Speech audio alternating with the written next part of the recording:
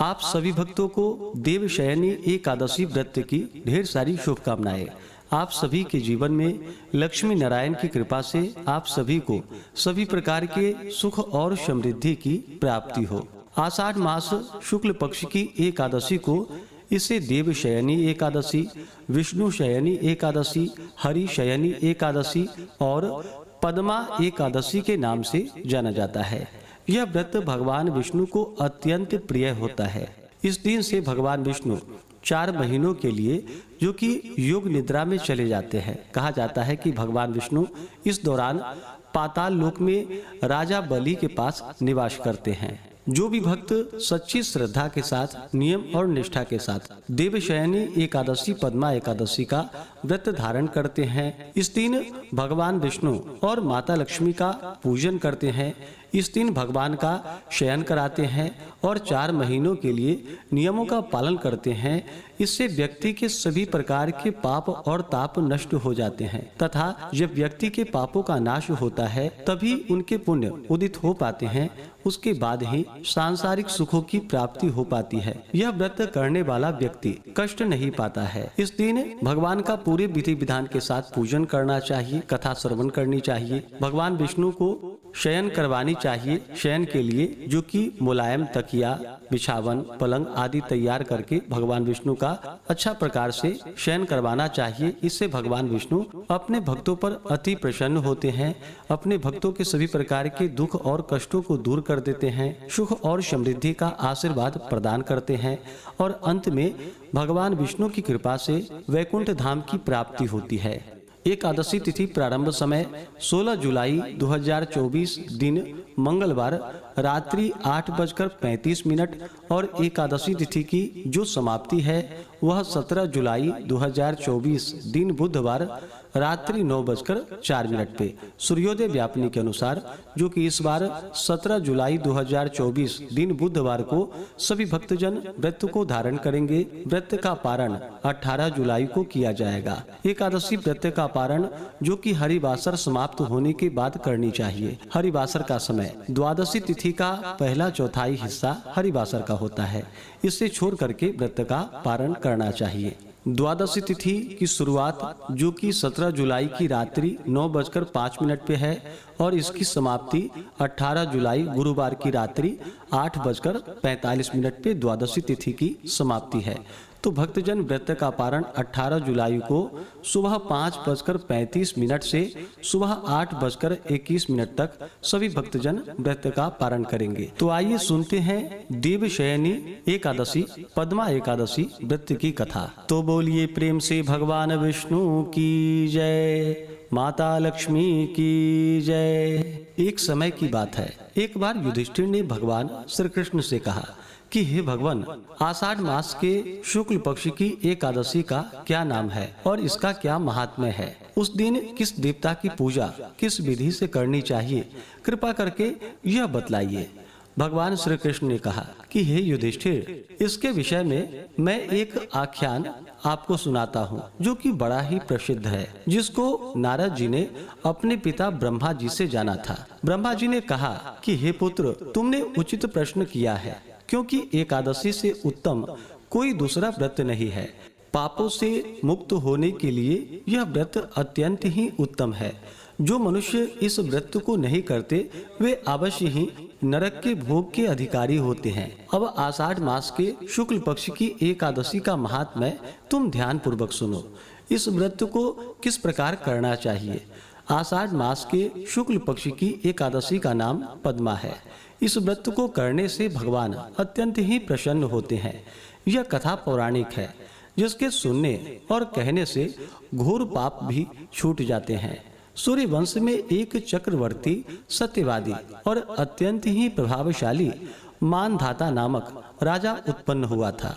वह अपनी प्रजा का पालन पुत्र के सदृश करता था। उसने बहुत दिन तक राज्य किया। किसी कारणवश पूर्व कर्म के फल से उसके राज्य में जल वृष्टि नहीं हुई। इससे क्षुधा से पीड़ित होकर उसकी प्रजा अत्यंत ही कष्ट को प्राप्त हुई और अन्नाभाव से यज्ञ एवं वेदा अध्ययन आदि सभी धर्म कार्य उसके राज्य में बंद हो गए।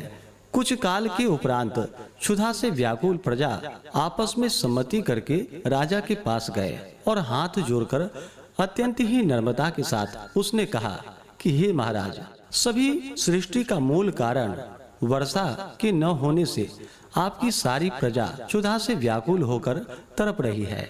हे राजन, अब आप कोई ऐसी युक्ति करिए जिससे सभी प्रजा कष्ट से निवृत्त हो जावे। इस प्रकार प्रजा के दीन वचनों को सुनकर राजा ने कहा कि आप सब लोग सत्य ही कह रहे हैं। अन्न उत्पन्न होने का मूल कारण वर्षा ही है, जिसके न होने पर ही आप लोगों को इस प्रकार कष्ट उठाना पड़ रहा है। यह दोष बिना राजा की त्रुटि के उत्पन्न नहीं होता, परंतु मैंने बहुत विचार कर देखा है कि मेरी किस त्रुटि से आप लोगों को यह कष्ट सहना पड़ रहा है, परंतु मेरी समझ में कुछ त्रुटि मुझे समझ नहीं आती। तब भी मैं इस कष्ट के निवारण करने के हेतु प्रयत्न करता हूँ। इस प्रकार प्रजा को समझाकर राजा ने प्रेम पूर्वक पूजन किया और कुछ मनुष्यों को साथ लेकर वन को चल पड़ा और वहां पर राजा ब्रह्म ऋषियों के आश्रम में घूमने लगा। एक दिन घूमते घूमते ब्रह्मपुत्र एवं अत्यंत ही प्रतापी और तेजस्वी महर्षि अंगिरा के आश्रम में जा पहुंचा। वहां पहुंचकर राजा अपने वाहन को त्याग कर उनके निकट गया और हाथ जोड़कर महर्षि को प्रणाम किया। महर्षि ने राजा को स्वस्ति वाचन पूर्वक आशीर्वाद देकर उनका कुशल मंगल ज्ञात किया और आने का कारण पूछा। तब राजा ने कुशल मंगल कहने के पश्चात अपने आने का कारण कहा कि हे महाराज, मैं धर्म पूर्वक सुचारू रूप से अपनी प्रजा का पालन पुत्रवत करता था, परंतु नहीं मालूम मेरे पूर्व कर्म के किस पाप के कारण मेरे राज्य में 3 वर्ष से बराबर वर्षा नहीं हो रही है, जिससे मेरी प्रजा अत्यंत ही कष्ट को भोग रही है। यही पूछने के निमित्त और अपनी प्रजा को कष्ट से छुड़ाने के लिए आपके पास आया हूँ। राजा की इस कष्टपूर्ण बात को सुनकर महर्षि ने कहा कि हे राजन, यह युग सर्व युगों में श्रेष्ठ है, कारण कि इस युग में धर्म 4 पदों में वर्तमान है। इसमें तपस्या आदि धर्म कार्य ब्राह्मण ही कर सकते हैं, अन्य जाति नहीं कर सकती। इस समय तुम्हारे राज्य में एक शूद्र घोर तपस्या में कटिबद्ध है। इसी दोष के कारण तुम्हारे राज्य में वर्षा नहीं हो रही है। अतः अपने राज्य और अपनी प्रजा के कल्याण के लिए उस शूद्र तपस्वी का तुम्हें वध करना होगा। राजा ने कहा कि हे मुनि जी, इस निरपराध शूद्र तपस्वी को मैं मारने में असमर्थ हूँ, मैं उसे नहीं मार सकता। अस्तु आप और कोई दूसरी युक्ति बतलाइए जिससे मेरे राज्य का कष्ट मिट जावे। तब मुनि ने कहा, अगर यह बात है तो तुम आषाढ़ मास के शुक्ल पक्ष की पद्मा नामक एकादशी का व्रत करो। यह व्रत अत्यंत ही महात्म्यशाली है और इसके करने से तुम्हारे राज्य का सब कष्ट दूर हो जाएगा। इस व्रत को तुम अपनी सब प्रजा के साथ प्रेम पूर्वक करो। इस प्रकार मुनि की आज्ञा शिरोधार्य करके राजा अपने घर चला आया और सब प्रजा सहित आषाढ़ मास की शुक्ल पक्ष की पद्मा नामक एकादशी का व्रत प्रेम पूर्वक किया। इस व्रत के प्रभाव से राजा के राज्य में उत्तम वृष्टि हुई और पृथ्वी जल से परिपूर्ण हो गई। भगवान की कृपा से प्रजा कष्ट मुक्त हो गई। इसलिए इस व्रत को सभी मनुष्यों को करना चाहिए। यह व्रत मुक्ति को प्रदान करने वाला एवं अत्यंत ही पुण्य फल को देने वाला है। इसको पढ़ने और सुनने से मनुष्यों के घोर से घोर पाप नष्ट हो जाते हैं। तो बोलिए प्रेम से भगवान विष्णु की जय, माता लक्ष्मी की जय, एकादशी माता की जय, भगवान श्री कृष्ण की जय, सर्वदेवी देवता की जय। इसी प्रकार से जो भी भक्त सच्ची श्रद्धा के साथ नियम और निष्ठा के साथ देवशयनी एकादशी पद्मा एकादशी का व्रत धारण करते हैं तो उनके सभी प्रकार के पापों का नाश होता है। जो भी भक्तजन व्रत को धारण करने वाले हैं उन्हें व्रत के लिए 10वीं के दिन से ही व्रत में नियमों का पालन करना चाहिए। 10वीं तिथि के दिन सूर्यास्त होने से पहले ही भोजन ग्रहण कर लेनी चाहिए। उस दिन चावल ग्रहण नहीं करनी चाहिए। शुद्ध और सात्विक आहार ही ग्रहण करनी चाहिए। विशेष करके हविष्यान्न भोजन ग्रहण करने का विधान है, जैसे कि जौ, गेहूं, मूंग, गौघृत, शर्करा, काली मिर्च आदि का प्रयोग करके भोजन ग्रहण करना चाहिए। दशमी की रात्रि ब्रह्मचर्य का पालन करते हुए भगवान विष्णु के नामों का एकादशी व्रत का स्मरण करते हुए सोना चाहिए। एकादशी की सुबह उठ करके नित्य क्रियाओं से निवृत्त होकर के गंगा नदी में या घर के नहाने के पानी में थोड़ा सा गंगा जल मिला करके स्नान करना चाहिए। शुद्ध वस्त्र धारण करना चाहिए और फिर व्रती को व्रत का संकल्प लेना चाहिए। भगवान विष्णु से प्रार्थना करनी चाहिए कि हे भगवान विष्णु, हे माता लक्ष्मी, आज मैं देवशयनी एकादशी 15 एकादशी का व्रत धारण करने जा रहा हूँ या करने जा रही हूँ। इस प्रकार से भगवान से प्रार्थना करनी चाहिए। आपके मन में जो भी इच्छा हो, जो भी कामना हो, वो भगवान से कहनी चाहिए। और एकादशी तिथि के दिन दिन रात्रि उपवास रह करके व्रत को धारण करना चाहिए।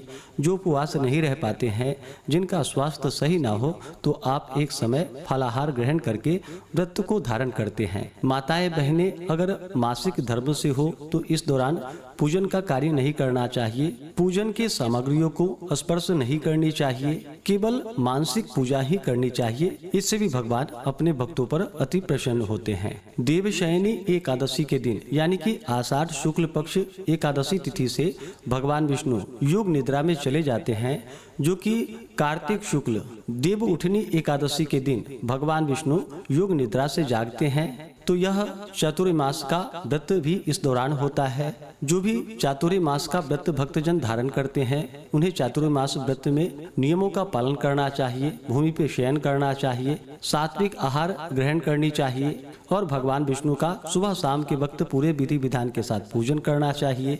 देवशयनी एकादशी के दिन भगवान का पूजन शाम के समय में करके उनके शयन के लिए पालना लगानी चाहिए और अच्छे प्रकार से पालना लगा करके भगवान विष्णु को शयन करवाना चाहिए। इससे भगवान अपने भक्तों पर अति प्रसन्न होते हैं। इस प्रकार पूजन करके कथा आदि श्रवण करनी चाहिए। भगवान का इस दिन गंध पुष्प धूप दीप आदि से पूजन करना चाहिए। काले तिल तुलसी दल अर्पित करनी चाहिए, जौ अर्पित करनी चाहिए। भगवान विष्णु को अक्षत नहीं चढ़ाया जाता है, इस बात का ध्यान रखना चाहिए। अक्षत की जगह भगवान को काले तिल अर्पित करनी चाहिए। फिर धूप और दीप दिखा करके अनेक प्रकार का नैवेद्य भगवान को अर्पित करनी चाहिए। ऋतु फल आदि अभी के मौसम में जो भी फल प्राप्त हो उसका भोग लगाना चाहिए। दूध से बने हुए वस्तुओं का भोग लगाना चाहिए। जब भी भोग लगाते हैं तो तुलसी दल डाल करके ही भगवान को भोग लगानी चाहिए। इसके बाद जल से आचमनी करवा करके द्रव्य दक्षिणा चढ़ानी चाहिए। मुख शुद्धि के लिए पान पत्र, सुपारी, लौंग, इलायची के साथ में अर्पित करनी चाहिए। इस प्रकार पूजन करके एकादशी की रात्रि जागरण करते हुए समय को व्यतीत करना चाहिए। द्वादशी की सुबह उठ करके नित्य क्रियाओं से निवृत्त होकर के स्नान करके भगवान का पूजन और आरती कर लेनी चाहिए। समय के अनुसार ब्राह्मणों को भोजन करवा करके ब्राह्मणों को दान और दक्षिणा देनी चाहिए और फिर व्रत का पारण करना चाहिए। ब्राह्मण को भोजन कराने का समय ना मिल पाए तो ब्राह्मणों के निमित्त अन्न वस्त्र जो भी आपसे बन सके वह निकाल करके रख देनी चाहिए और सुयोग्य ब्राह्मण को प्रदान करनी चाहिए, दान दक्षिणा देनी चाहिए। इससे अनंत फलों की प्राप्ति होती है। तो आशा करता हूँ कि यह जानकारी आपको अच्छा लगा हो।